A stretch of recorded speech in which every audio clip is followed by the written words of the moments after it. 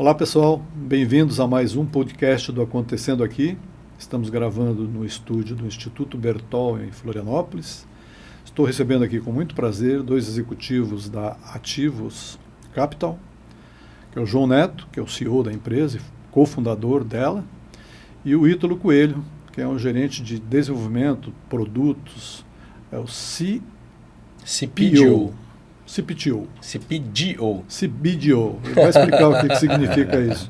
Eu não sou técnico da área, mas vamos lá. Eu sou da época do GRP, Gross Rating Point, lembra? O que você perguntaria para um fundador de uma empresa que hoje dispara 30 bilhões de SMS por mês, 30 bilhões de tempo nas chamadas, atende 20 mil empresas no seu complexo, e dispara diariamente 5 mil SMS. Esse é o meu desafio, trazer para vocês um pouco do que essa empresa faz, que é uma catarinense que muito nos orgulha. João, perfeito. Ítalo, obrigado aí por terem aceitado o convite. Obrigado.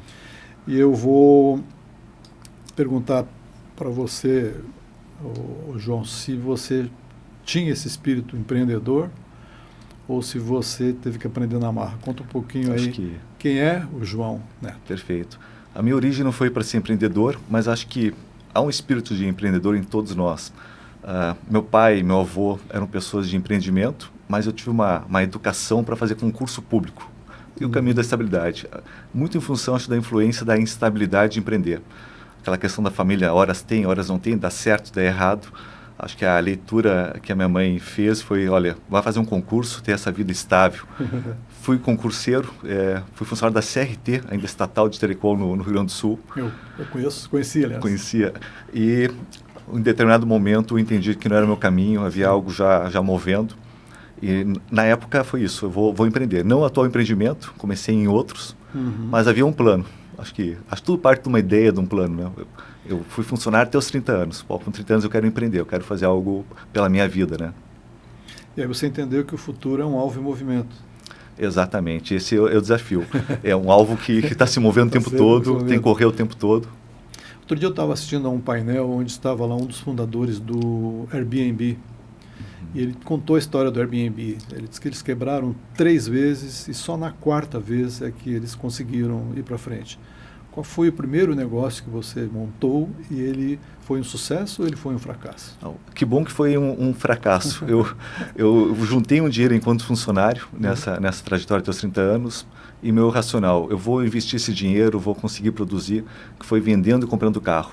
Buscava carros de repasse no Nordeste, em São Paulo, vendia no Sul do Brasil, mas não era para mim isso. Tem pessoas que empreendem nisso e se dão muito bem. Eu era o vendedor muito bom, dava garantia de tudo, a margem se diluía ao longo do tempo. Tu vendia algo usado como se fosse novo, a expectativa do cliente é que seja perfeito. Que nunca vai dar uma encrenca, né? E isso acabava sendo um mau negócio. No final aí de 2 anos, eu estava trocando 6 por meia dúzia. E que bom que não deu certo. Acabei me mobilizando para algo novo, algo que foi muito maior, né? Pois é, você acabou montando um polo tecnológico importante, fora do eixo Rio-São Paulo, dos grandes centros. Você diria que, atualmente, empreender em tecnologia no Brasil é difícil? Empreender no Brasil é difícil. Em tecnologia, talvez, não vou dizer mais difícil, mas envolve, daqui a pouco, mais conhecimento, mais acesso, mais network. Mas é possível.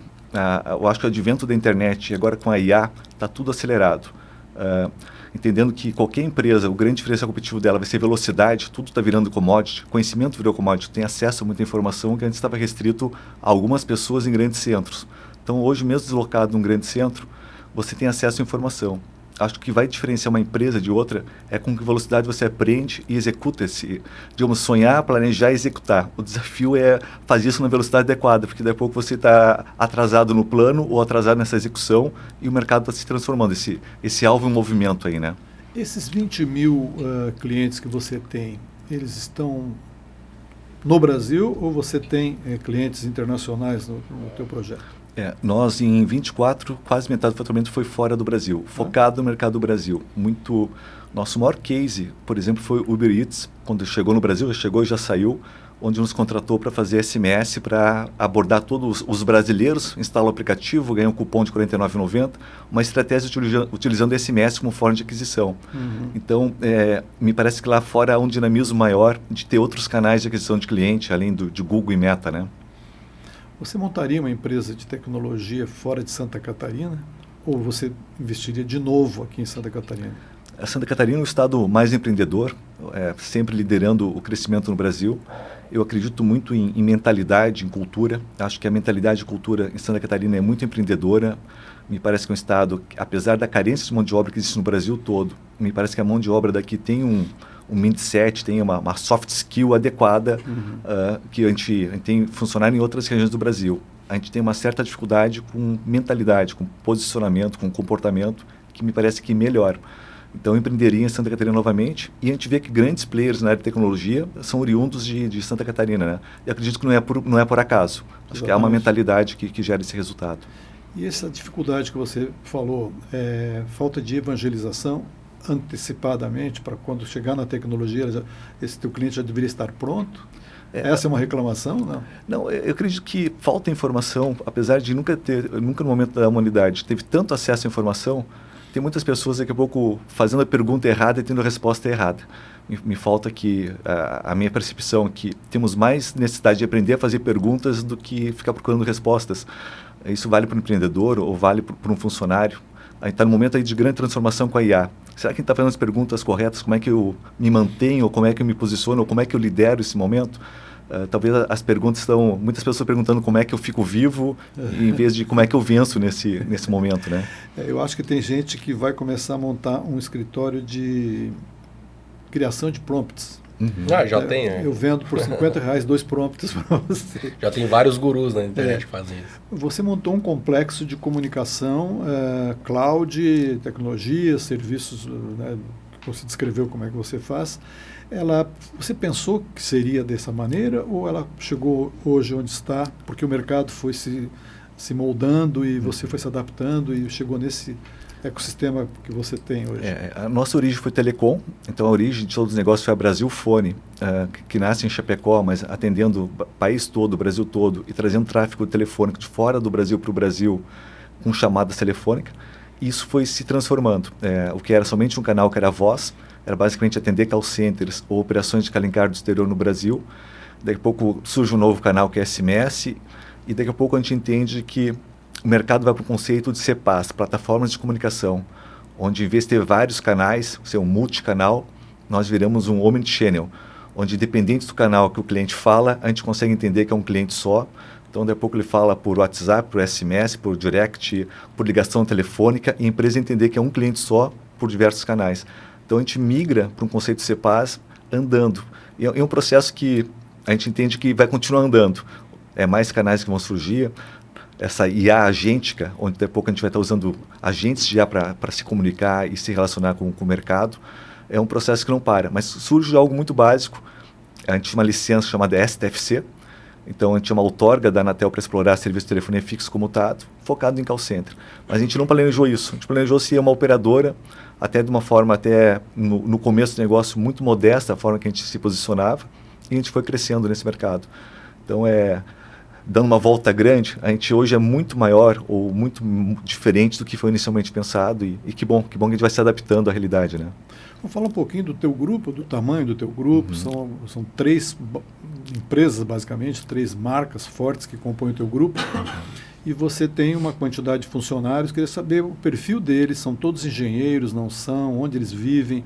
A tua empresa nasceu em Chapecó, mas está aqui, tem sede. Dá uma ideia, porque nós não falamos sobre isso no início, e agora com o que você foi descrevendo, certamente tem curiosidade de saber, mas onde é que surgiu esse cara? Esse cara se formou aonde? De onde eles saiu? São? Então, fala um pouquinho então disso aí. A gente então surge como Brasil Fone, e em algum momento a gente entendeu que tinha um mercado que era esse pequeno consumidor, que era difícil atender por um canal de aquisição, que era um gerente de contas contatando, gerando relação.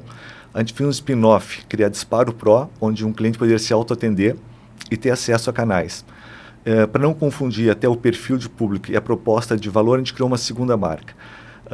Após isso, a gente entende que há outras dores no mercado, e a gente cria um novo produto, que é a Solvify Cloud. Porque a gente temos uma infraestrutura muito grande, ela tem ociosidade, a gente entende, olha, eu tenho que gerar alguma receita com essa minha capacidade instalada, já que o investimento é alto, e nisso surge 3 marcas, que a gente está agora num momento interessante de consolidação. A gente vai passar por um rebrand, tem aniversário de 20 anos em agosto. Até lá nós vamos estar unificando essa questão de marcas, nos reposicionando em relação a isso, porque acaba gerando, digamos, diluição de investimento em marketing, confusão para alguns clientes. E por trás disso, você falou Nativos Capital, nós tínhamos já uma estrutura, uma holding, que investe nesse negócio em outros negócios, que era para ser algo muito mais de marca empregadora, de bastidor, e houve uma certa crise de identidade. A gente ficou com muitas marcas onde é tudo uma coisa só.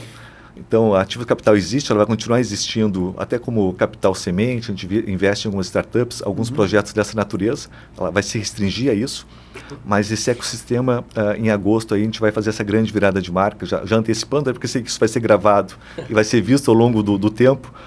A ideia é que a gente unifique numa grande marca chamada Solvify. Solvify. A solucionadora. É muito da nossa proposta, né? Vai ter que ter uma pronúncia ali, bem, escreve de um jeito e pronuncia de outro. Né? O Ítalo, podia dar uma ideia dessas 3 empresas, o que elas fazem e onde é que elas se convergem?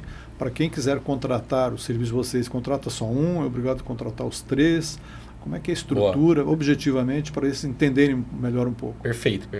Nativos Capital, então, ela vira essa marca mãe, né? E a gente transforma então a Disparo Pro e a Solvify Cloud, né, como 2 produtos. A Disparo Pro é muito mais voltado para uma MarTech, para empreendedores, empresas, profissionais de marketing que querem se comunicar utilizando essa terceira via como um canal de aquisição de cliente, de relacionamento. E a Solvify Cloud aí é muito mais para provedores de internet, data centers, que têm uma infraestrutura, às vezes, ociosa e querem ganhar mais dinheiro, né, colocando uma proposta de cloud proprietária dentro do seu portfólio, né, vendendo para outras empresas.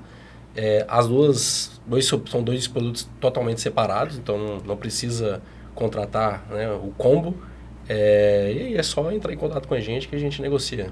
Você diria que basicamente a empresa de vocês é B2B e B2G ou tem o B2C também? A gente tem os 3 modelos, né? B2B é o nosso core business, né? O nosso foco é empresas, fazer com que empresas vendem mais, mas também temos atuações no governo e para pessoas que querem se comunicar muitas vezes com amigos, grupos de WhatsApp, etc. Mas é uma fatia bem menor, né? O nosso foco principal é B2B. Muito bom. Vou fazer uma pergunta para quem quiser dos 2 responder. Vocês falam bastante sobre o marketing da terceira via. Sim. Na opinião de vocês, o marketing tradicional e o marketing digital estão falhando? Não digo que está falhando, eu acho que são camadas, né? Na medida que, igual a gente coloca antigamente, né? O maior marketing era da primeira via, que era através dos canais de comunicação de televisão, rádio, revista e etc.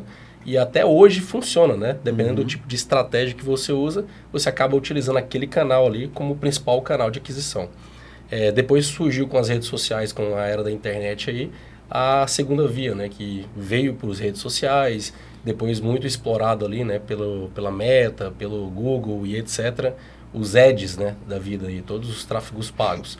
E a terceira via, eu vejo que é muito mais um canal de aquisição onde você utiliza um material que já é teu, da própria empresa, que são os dados dos seus clientes, como um canal de nova fonte de receita. Ou para aumentar um LTV, fazer um cross-sell, um upsell, e até mesmo, né, usando uma inteligência por trás de enriquecimento de dados, ser um marketing que vai comunicar diretamente com o celular, né? Na palma da mão da pessoa ali que tá como é que fala? Conectada, né? Você pode dar um exemplo de um cliente de vocês que tenha feito essa aplicação? Sim, vamos lá.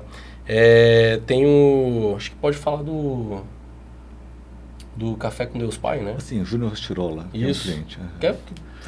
Temos um case interessante. O Júnior Rostirola, Café com Deus Pai, é o best-seller do Brasil. Ele é o podcast mais assistido no Spotify. É um fenômeno, mas o que ele fez? Para não ficar refém de Google e Meta, que é comum a qualquer influencer ou qualquer empresa, tem que fazer tráfego pago para se comunicar com a sua base, nos contratou para nós sermos essa terceira via. É um cara que faz eventos pelo Brasil todo, mas estava refém, ou tendo que pagar pedágio. O seguidor é dele, mas tem que pagar um pedágio para Google e Meta. Então hoje ele se comunica com essa base dele por WhatsApp, por SMS, por e-mail, por RCS.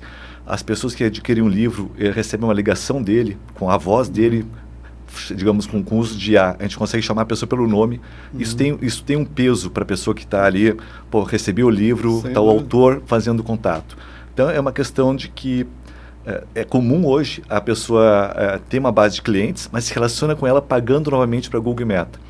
E a gente quer ir além disso, como terceira via, não só ser essa base de dados do cliente, mas nós fornecer segmentação da mesma forma que o Google e Meta fornece para outros canais. A gente tem N canais e a gente de pouco define um público-alvo e a gente pode abordar esse público-alvo num custo muito menor. A nossa ideia é que a gente tem que gerar um impacto maior custando menos, senão não faz sentido para quem quer nos utilizar. E a nossa proposta de valor é essa.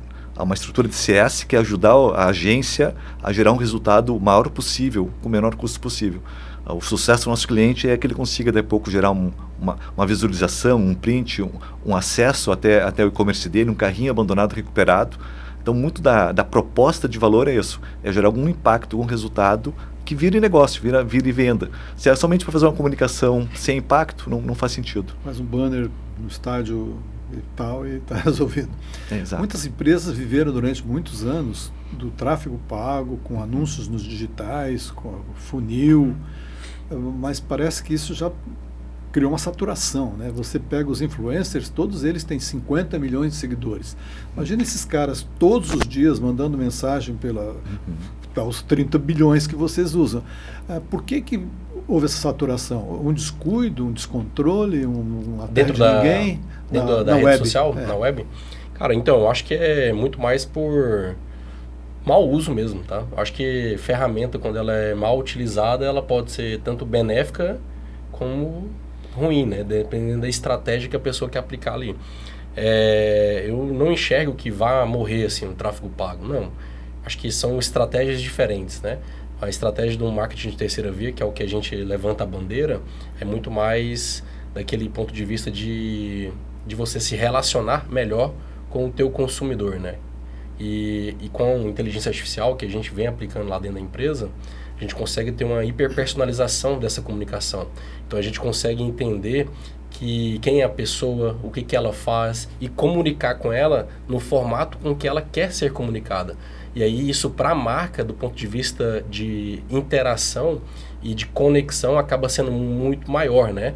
E já tem vários estudos que mostram que quanto mais você tem conexão com o teu consumidor final, mais você consegue vender para ele. Então é nessa frente que nós vemos atuando. E como é que vocês enxergam o duopólio Google-Meta, que é uma reclamação que a WPP fez em Cannes em 2015, Martin Sorrell foi lá na frente de toda a imprensa especializada do mundo e falou, nós temos que nos livrar dessa praga chamada Google, Facebook. Na época eram só os dois, não tinha nem Instagram, nem WhatsApp, nem nada disso que tem hoje aqui. Você imagina a dependência que as empresas têm hoje. Paga, eu te entrego. Não paga, não te entrego. Aí quebra o meu negócio. Como se livrar disso? Vocês têm tido algum caso em que a terceira via tirou? Olha, eu não posso citar nomes, né, de empresa, claro, mas eu vou dar um caso aqui real. Onde tem uma empresa que fez toda uma estratégia de aquisição utilizando redes sociais por meio de tráfego pago, onde por exemplo, o produto inicial dele é um ticket que paga apenas a aquisição desse lead, né? Desse lead dentro da empresa. E depois disso, eles utilizam a nossa plataforma para fazer toda uma régua de comunicação, uma jornada de comunicação com aquele lead, para fazer com que tenha um upsell, tenha um cross-sell, tenha um relacionamento e, consequentemente, quando tem outros lançamentos de produtos da mesma marca, ele não precisa mandar para o Google Ads ou Meta Ads para fazer a aquisição daquele lead novamente. Ele já tem dentro da base dele, né? O que eu sempre falo assim nas conversas que eu tenho com os clientes e etc., é que você já tem uma mina de ouro dentro de casa, só está precisando saber utilizar bem ela. Então, na Disparo Pro, né, a gente consegue te dar ferramenta e até estratégias para você utilizar essa mina de ouro para fazer mais dinheiro. Acho que esse Mas é o aí ponto. tem que chegar o estratégia pronta ou vocês contribuem com a estratégia para o anunciante pequeno ou médio que não sabe fazer? Um dos diferenciais, né, da empresa é o nosso CX, né, nossa área de CS e CX, que isso aí são unânimes, assim, todos os clientes falam muito bem da nossa área porque a gente realmente pega na mão e ajuda. Ele queria ir para cá, vocês trouxeram ele aqui, Exatamente. ele surpreendeu no resultado. A gente, assim, em marketing, né, o que importa é o ROI, né? Eu invisto determinada grana e eu quero que essa grana me traga um resultado X vezes maior. Isso que no final é o que importa. É sobrevivência. Sendo bem sincero, é o que importa, né? Pode ser o melhor criativo, o melhor do mundo, mas se não tiver ROI não vai adiantar nada. E a gente olha exatamente para isso. Então, tipo, quanto maior o ROI que a gente entrega para os nossos clientes, melhor pro cliente e para a gente. Que a gente acaba tendo indicações do próprio cliente. Então, o nosso foco sempre é fazer com que o ROI seja maior. E aí a nossa área de CX e CS fica em cima disso, entendeu? Perfeito. Os clientes de vocês que estão assistindo vão comprovar isso. Com que vocês certeza, estão pode dizendo. comentar aí. Eu queria perguntar, curiosidade de quem está sendo impactado, provavelmente como boa parte da audiência, com o que vocês disseram aqui. Fazer o uso de ferramentas por WhatsApp, SMS, que é o forte de vocês, é um contraponto ao duopólio?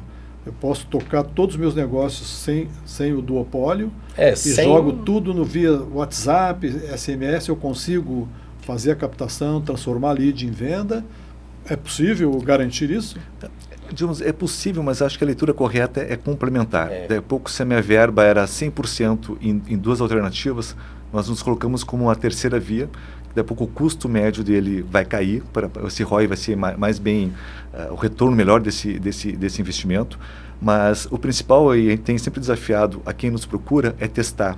E esse processo de testar é basicamente nosso CS, nosso CX, cara, criar criativos em conjunto, criticar. Pessoal, eu fiz uma campanha e não deu o volume de clique que eu esperava. Cara, não é necessariamente porque eu entreguei uma mensagem que alguém vai se interessar nela. Então a gente tem se esforçado em fazer essa questão de, cara, eu quero, o teu criativo não está legal, não tem um gancho aqui, não há um gatilho. Então há um esforço deliberado nisso. E entendendo de que a gente não quer acabar com esse duopólio, mas a gente quer ter uma alternativa. E que custe menos e entregue melhor. Exato. Porque vocês não dão a régua, né? Se me der tanto, eu entrego aqui. Vocês também têm essa coisa de dar uma escala para entregar, como faz Google Ads, como faz Face Ads. Antes de uma campanha, a gente gera uma expectativa de alcance. Alcancei aquele volume de pessoas. Será que vai virar negócio? Não. Talvez o segmento que foi apontado não era o ideal. A gente observa que alguns clientes entendem que o perfil do cliente dele ideal é X e no dia a dia tu não, cara, mas quem está clicando aqui é um outro público que você nunca mapeou. Me parece muito comum, e independente se é Meta, Google ou nós, essa questão de identificar corretamente qual é o teu cliente ideal, acho que é uma falha comum a muitos negócios, né? Há uma certa cegueira, quem realmente está comprando aqui. Pois é, a pergunta que eu queria fazer é exatamente as empresas médias. Não vamos falar das gigantes, que essas gigantes nem... Não dá para ter parâmetro para o universo que a gente está conversando. Onde que as empresas médias estão errando na comunicação com seus clientes? Não falando da padaria da esquina, do açougue. Não. Empresas médias, que provavelmente, quer dizer, no caso da pessoa física, a classe média é a maioria que tem a economia na mão, as empresas, Sebrae, né, empresas de tamanho médio, onde é que elas estão errando com a comunicação com o público delas? É no brief, é não entender do mercado, onde é que está a falha? Eu tenho uma leitura, talvez do Ítalo concorde, ou pode até complementar ela, talvez essa questão da comunicação massiva, onde trata todos como igual, como se fosse um grande ICP, meu perfil de cliente é esse, só que cada um é um indivíduo, cada vez mais. E com a IA está sendo possível a gente ter essa comunicação massiva, mas com pessoabilidade. Não é só chamar pelo nome, é entender ter o padrão de consumo dela, entender que há um padrão para isso. Por isso a gente criou uma plataforma que é um CDP, onde a gente converge dados do cliente para dentro de uma plataforma para gerar insights com o uso de... A gente faz o papel do Data Analytics, ali, uma IA para analisar dados, e um papel de analista de marketing. Olha, para esse público, então vai ser possível daí a pouco você fazer 1 milhão de disparos, não com um único conteúdo, daí a pouco com 1 milhão de conteúdos diferentes para cada cliente. Sabe essa estrutura que a indústria criou, pequeno, médio, grande, 3 tamanhos para poder fabricar em escala? A IA vem disruptivo. Eu não tenho mais 3 tamanhos. Daqui a pouco eu tenho 1000 tamanhos, trazendo para o nosso negócio o que nós estamos propondo, cada um sendo único, né? Sim, e essa a ideia de você ter custos diferentes jornada do consumidor, vocês também fazem o acompanhamento dos consumos que cada um tem para voltar a ele, para vender mais? Da venda? Sim, sim. A gente faz o... É porque a própria plataforma ela tem o... Deixa eu fazer um exemplo aqui que vai ficar mais fácil para a audiência. Para as pessoas entenderem, assim, eu fiz uma pesquisa de tênis, começa a vir um monte de oferta isso daí... de meia, raquete, achando que... Sim. Vocês têm essa... Não, isso a gente não tem. Não. Isso é muito... Hoje no Meta, se não me engano, é o Pixel e no Google é o Tag Manager, né? Que o pessoal utiliza, acaba fazendo as configurações no site, etc. O que a gente tem lá é uma tecnologia também bem voltada no estilo do Pixel, onde a gente consegue entender quando há a compra, né? O ROI daquele valor pago na campanha. Então, por exemplo, fez uma campanha X e a gente consegue ver que a venda daquele produto, daquele serviço, veio dessa campanha. Consequentemente, contribui ali para o ROI. Agora, nós estamos desenvolvendo, né? Somos uma empresa de tecnologia, uma versão nova, onde nós vamos conectar também com o Meta Ads e o Google Ads.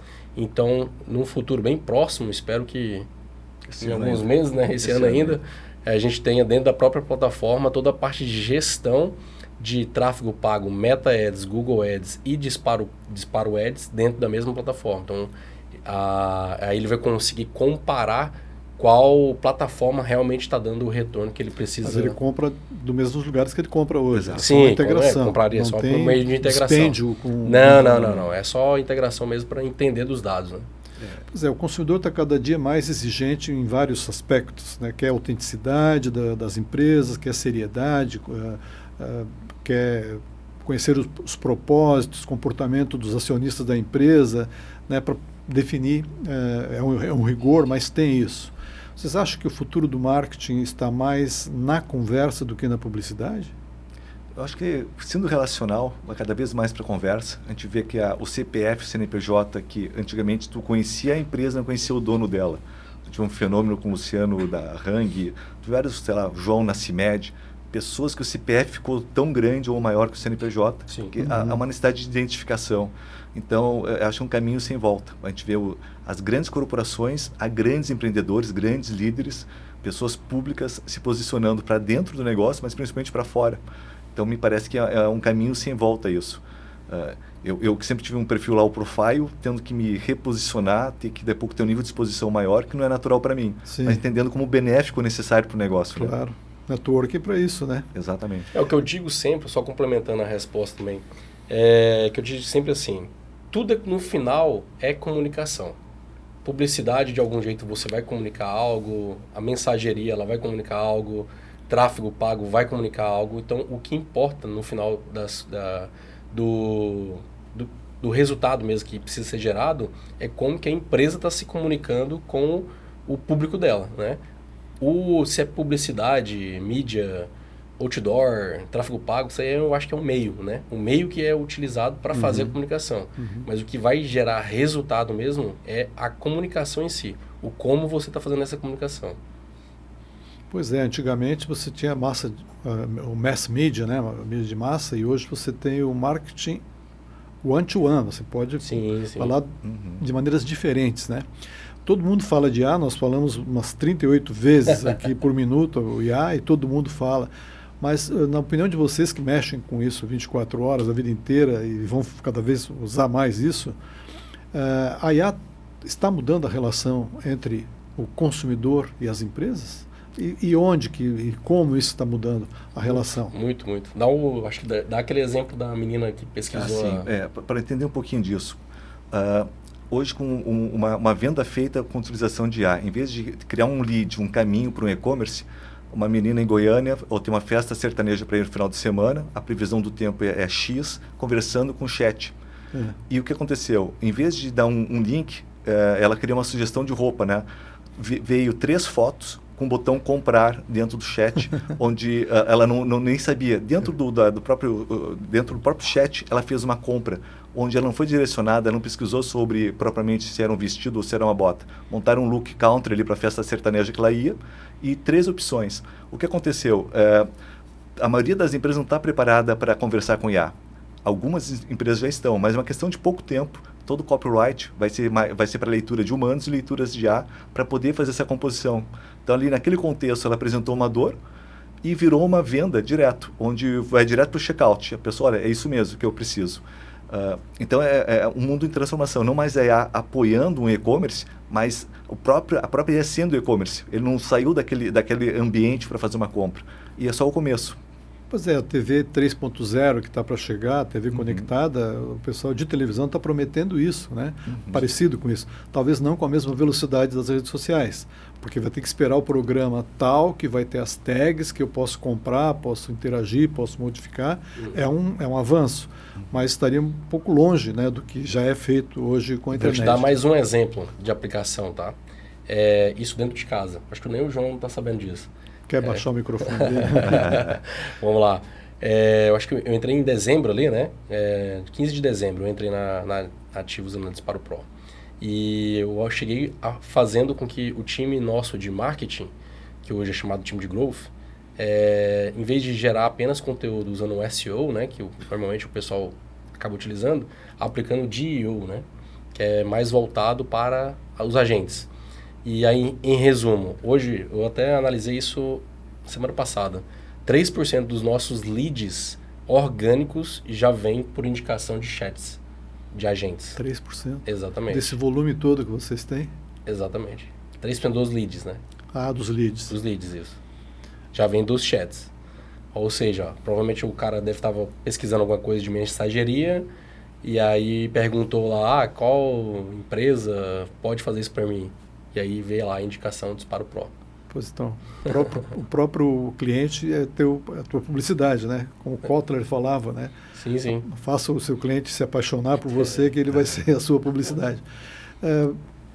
Considerando a velocidade da evolução da tecnologia, que é o shelf of life de algumas coisas é meia hora, 1 minuto, né? Ou um dia, com essa velocidade, como é que vocês poderiam, não é bola de cristal, mas nos próximos 5 anos, para onde que vai a comunicação entre empresas e consumidores, considerando o que temos hoje de IA, que faz 1 ano que se fala, mas ela existe há 500, mas do jeito que ela foi embalada, entregue e a entrega que ela proporciona, os próximos 5 anos vão ter assim 8 mil mudanças de IA, não vai ser mais, mas vocês que vivem ali na empresa, que tem todo esse cuidado com o futuro, pensar em 5 anos, 1 ano, 2, 5 anos, vão ter 2 Copas do Mundo, vão ter mais 2 eleições, vão ter 8 Fórmula 1. Como é que é para vocês a forma de comunicação com essa velocidade, com essa quantidade de inputs, insights que vem todo dia pelas redes sociais do mundo inteiro, que nos chega assim, abrir o celular e... Vocês têm olhado para isso? Não, sim. Dá para pensar? Esse ambiente de incerteza, se a gente focar no tudo que está mudando, transformando, é muita incerteza e a gente fica num processo aí de o que é mais provável que aconteça. Então, a gente tem optado em criar um framework de pensar no que não vai mudar. Algumas necessidades das empresas não vão mudar, algumas coisas a gente tem muita convicção que vai continuar sendo igual. A partir disso, tentar fazer um planejamento de como nos comportar e nos adequando a todas as mudanças tecnológicas. A gente sabe que o grande diferencial competitivo vai continuar sendo velocidade, tudo vai virar commodity. A gente sabe que as empresas vão precisar continuar se comunicando com seus clientes da forma mais barata possível, tendo o melhor ROI possível. Ao mesmo tempo, a gente sabe que Google e Meta vai continuar subindo o valor da palavra, o valor do clique cada vez mais. Nesses ambientes, por exemplo, nosso planejamento é nos comportar e nos posicionar, não mais sendo um CPaaS simples. O básico no CPaaS é fazer comunicação de forma massiva. Não, eu sou uma empresa de tráfego pago. Eu consigo segmentar, consigo direcionar, consigo gerar uma demanda, um clique ou um negócio a partir da minha solução. A gente está se descolando do CPaaS tradicional, que era muito voltado a CS, CX, como é que me relaciono com o meu cliente, e sendo uma empresa de marketing puro. Então, por que estamos fazendo isso? Nesse cenário. Palavra mais cara, Google e Meta dominando, daí a pouco, mesmo que não seja com as atuais plataformas, eles vão dominar com a IA, com o chat, com tudo que está por vir. E como é que a gente se posiciona nesse mercado para explorar alguma coisa. Acho que todos que estão nos assistindo vai ter esse mesmo desafio. Cara, tudo está mudando. Estou ansioso aqui com tanta incerteza em relação ao futuro.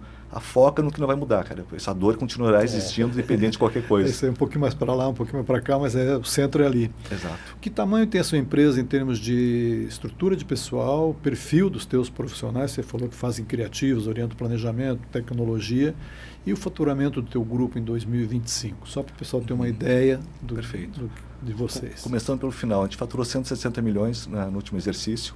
Nós tivemos 105 funcionários, a gente agora está com em torno de 70 funcionários. Crescemos muito no volume de agentes de IA.